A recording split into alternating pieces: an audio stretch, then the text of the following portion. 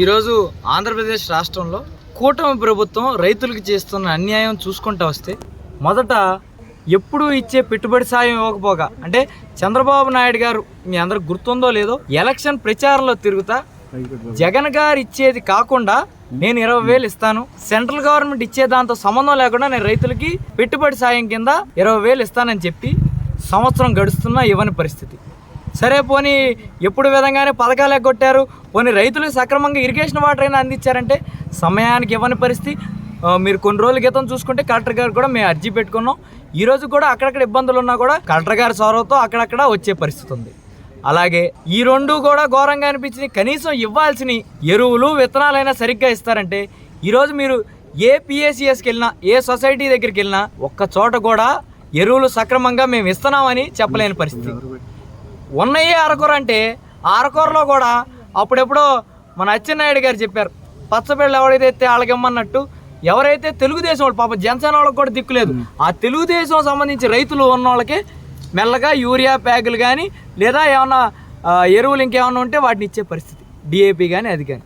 చాలా సొసైటీల్లో మీకు ఒక్కొక్క సొసైటీ పేరు చెప్పుకుంటూ వస్తే యాదరికి దాదాపు 1,200 ఎకరాలు అక్కడ సాగు జరుగుతుంటే డిఏపి సఫిషియెంట్గా లేదు, యూరియా సఫిషియెంట్గా లేదు. వాడపాలెం అక్కడ ఎరువులే ఇవ్వడం లేదు. నెలకూరు డిఏపి లేదు, యూరియా సఫిషియెంట్గా లేదు. చిన్నాపురం యూరియా అసలు లేనే లేదు, ఒక ప్యాకెట్ కూడా తెచ్చి పాపం లేదు. అలాగే డిఏపి లేదు. గుండుపాలెం డిఏపి లేదు. భోగిరెడ్డిపల్లి డిఏపి లేదు, యూరియా లేదు. సీతారాంపురం లేదు. ఇక ఇక్కడి నుంచి సీతారాంపురం కానీ, శివగం కానీ, బందరకోట కానీ, చిలకలపూడి కానీ, అరిసేపల్లి కానీ అసలు ఇవేమి ఒక్క చోట కూడా, గోకవరం కానీ, కానూరు కానీ అసలు వీటిలో డిఏపి లేదు, యూరియా లేదు. అంటే రైతులను ఏం చేయమంటారు? ఇంకా రైతుకు వచ్చిన ఇబ్బంది ఏంటి? ఇప్పుడు మీరు డిఏపి కానీ యూరియా ఇవ్వకపోతే రైతు పంట వేసుకోవడం మాట కదా. అతను తెచ్చుకోవడానికి బయట ఒక్కొక్క బ్యాగుకి 100 రూపాయలు అదనంగా కలెక్ట్ చేసే కదా. బయట వ్యాపారస్తులు లాభం కోసమే చూసుకుంటారు కాబట్టి 100 రూపాయలు 50 రూపాయలు పైపెచ్చిగా అమ్మే పరిస్థితి. కనీసం లోకల్గా మంత్రి గారు ఈ పరిస్థితి కోసం రైతుల దగ్గరికి వెళ్ళేది లేదు. మొన్న లేదు, ఇప్పుడు లేదు.